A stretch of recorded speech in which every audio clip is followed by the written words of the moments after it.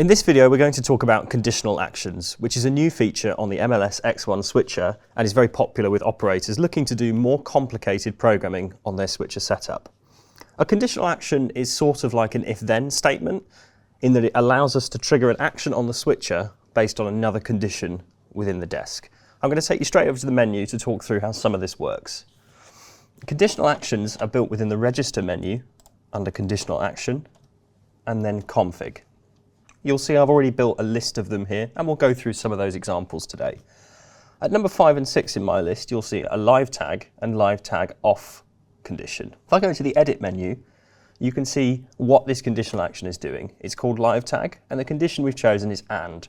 The options are and, or NAND and NOR, as in true or false, in more simple terms. The and the or is simply telling the switcher whether all of the below conditions, if we have multiple ones, need to be true, or whether just one can trigger the condition. And the other two parameters are telling us whether to trigger on a true or false side of that condition. In this case, we've gone with crosspoint number 1 is on program preview bus A, which essentially is on program. The action we've chosen at the bottom, there's a trigger type option. Rising edge or falling edge are similar to GPI type logic that you might be familiar with. Rising edge is the most common choice as it will trigger when the condition becomes true. We've chosen the action, which in our case is going to be macro recall. There are lots of other choices, including cuts on all buses in the switcher, including keys, auto transitions as well. We can also do key snapshots, and we can change aux buses or do a variety of snapshot, shotbox, macro or panel memory recalls too. Again, the most common choice is probably a macro recall. In this case, we have a simple macro that turns a live bug on to our program. I've also built the reverse for live tag off, and in this case, we've used a non-condition. So coming over to the switcher now, if I take my live camera source, you'll see a live TV bug is taken to air on the right. When I cut away, it's gone. I can cut around. It doesn't matter where I go until I go back to camera 1. And we see the live source on screen. So that's a really simple example of where conditional actions can help automate a common function, such as adding a live bug to a camera source. But what about something a little bit more complicated? So I'm in a news environment, and I've been asked to provide a pushback effect, which looks something like this, where we have two live sources on the right-hand side of the screen and a graphic at the bottom. This is maybe for an election or a breaking news program. I can still cut around in my left-hand box as if nothing else has changed, but I'm able to pull the source back and forth. Now this has been built with the power of just a single ME on the MLS-X1 platform using some extra program outputs from an ME, which are covered in a previous video. But functionally, as an operator, I can continue to cut around sources within that box, and I'm still cutting on the program preview A bus. So next up, I've built some two-way boxes, and those are on ME2.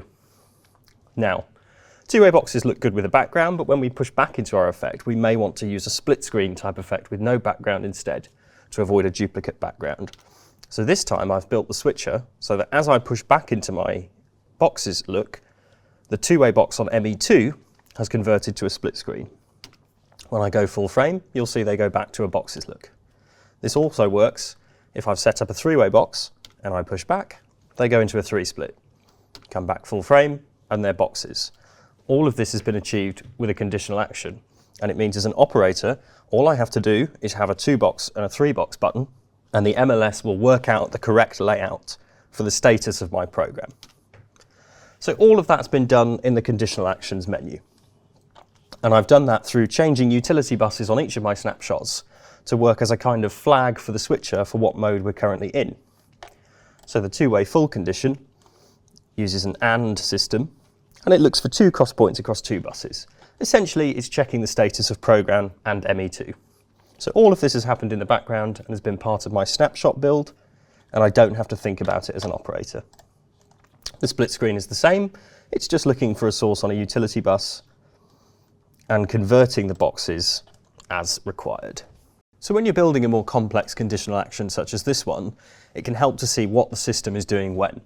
So there's a status menu above config, and what that will do, it's blank at the moment, is when I trigger a conditional action, such as cutting to camera 1, you'll see that the action is triggered and what time it triggered. If I cut away, you'll see the live tag off one is gone. That's a really easy way, as I cut between sources, to track which condition is triggering when and if everything is working properly. Now, if I go full frame, you'll see my 3-way one triggered to correct the boxes, and if I push back, you'll see the 3 split condition triggered as I push back the boxes. That's again a really good way of just making sure you know exactly what's happening when and trying to solve any problems you might come when building. Back in the config menu, we also have a master enable and disable switch for each condition.